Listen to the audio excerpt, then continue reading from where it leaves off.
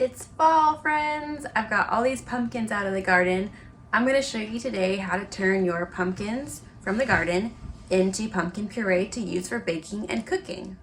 Our first thing that we need to note about making pumpkin puree from pumpkins from the garden is that these are specifically pie pumpkins.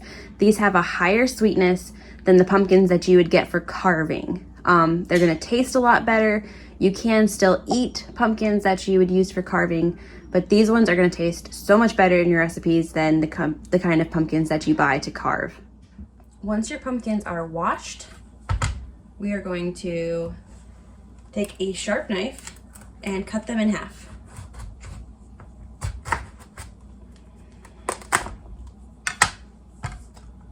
Now it still has the guts inside just like any other pumpkin. We're going to scoop out these guts because we are going to be saving these seeds for something else.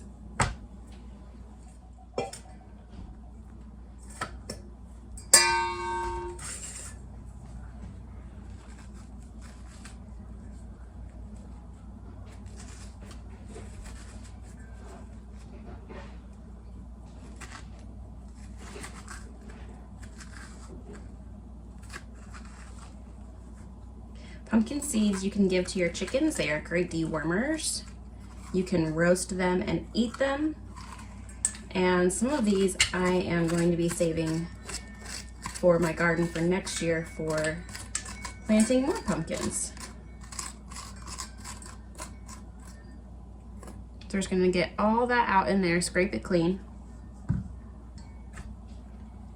And we're going to do this with every pumpkin.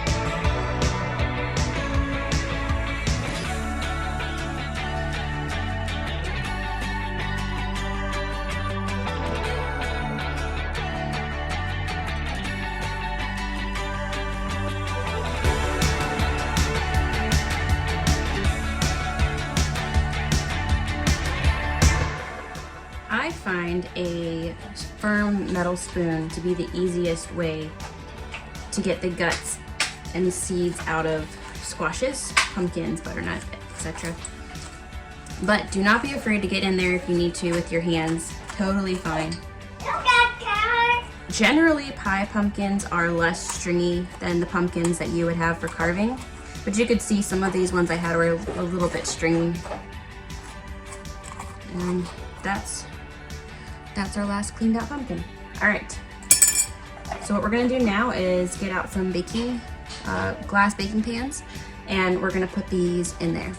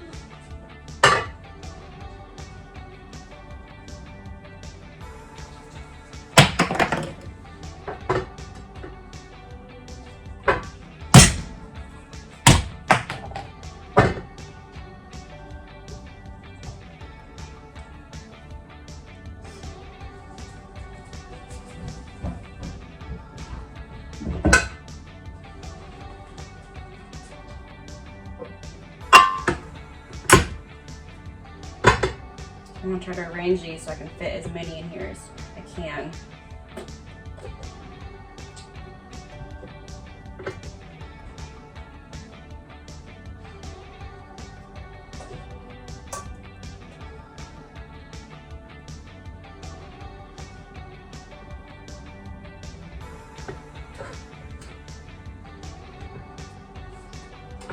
And I need one more pan.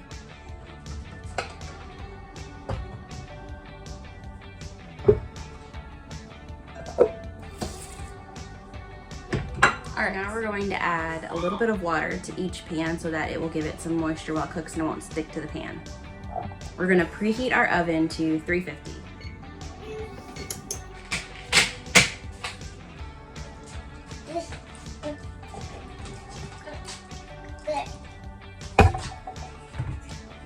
Just a little bit of water is all you need, not too much.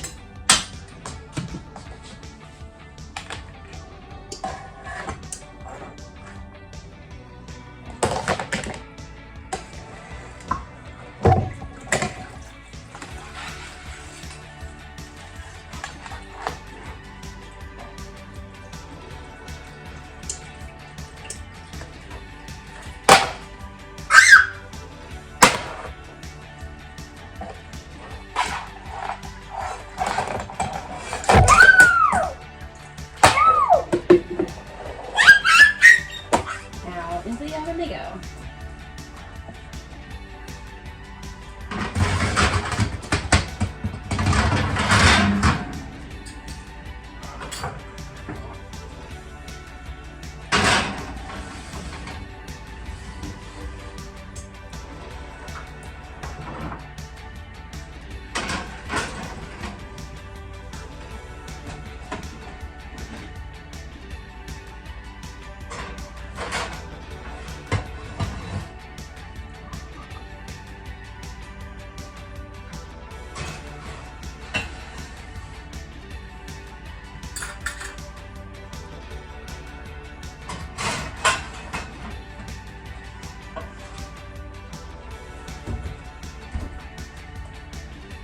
These are going to be in the oven for about 1 hour. So while the pumpkin is cooking in the oven, I'm going to take care of these seeds. Now, I am only going to be doing seed saving from these. I'm not planning to roast these. You can. There's lots of videos out there to show you how to roast your own pumpkin seeds. My favorite way to deal with seeds that have any kind of slime coating junk that it comes in is to soak them. So any of the squashes I do this with cucumbers. So I'm just going to put all of this stuff into my pitcher. We're gonna do it all together.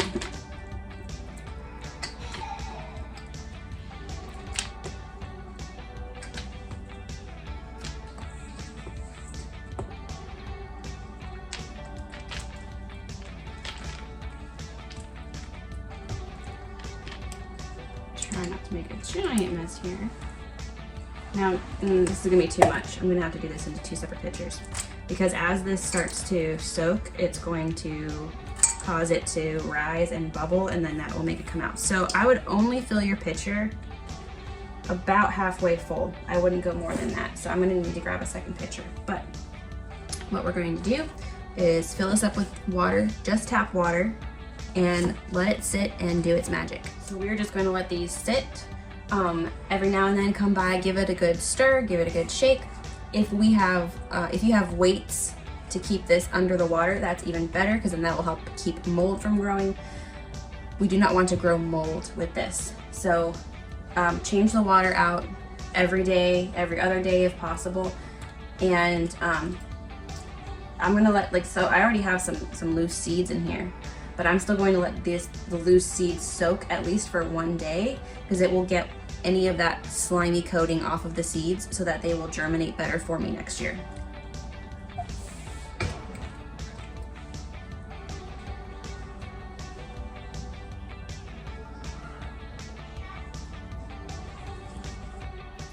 All right, now our pumpkin is cooled. And remove it from the oven and do the next part of our process. You'll know your pumpkin is done when it is squishy. That means it's cooked well.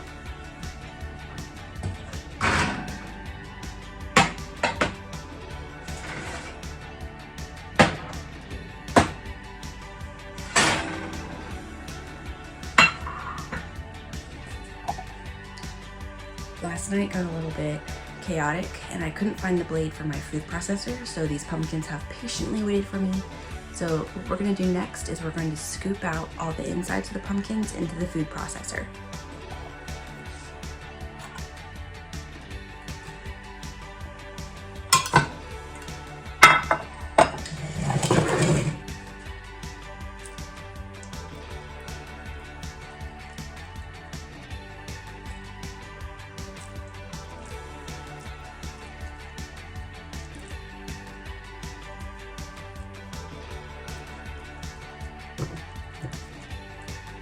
Some of these got slightly overcooked.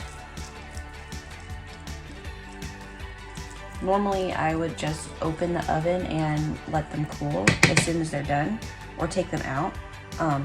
But because of little kids, I just turned the oven off and left it off. And so they cooked a little bit longer in the oven with it just being warm. So if you can, when your hour is up and they are squishy, pull them out and put them someplace safe to cool.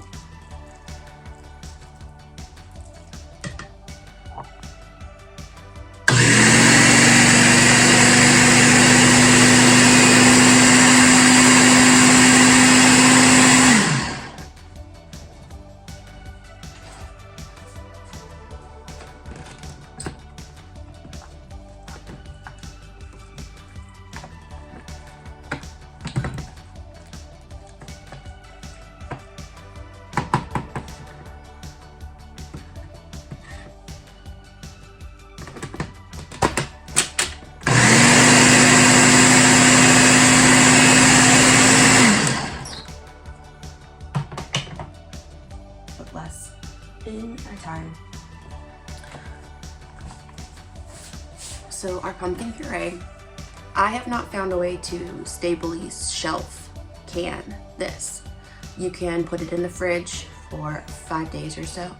I'm going to be freezing this because even if you can it, you still can't just put it on the shelf indefinitely like other things that you can.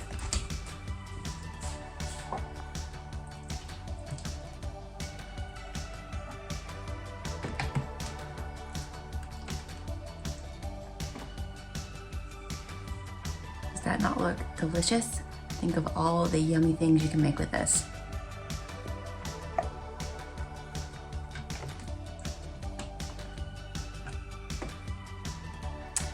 I normally like to use my other food processor better, but I could not find the blade. It's here somewhere. You know it is, just don't know where.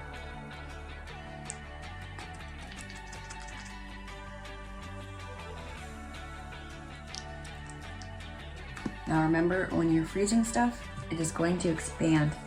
So on these jars, it has a line right here that says for freezing. So you want to make sure you're not going over that line when you are putting this in the freezer.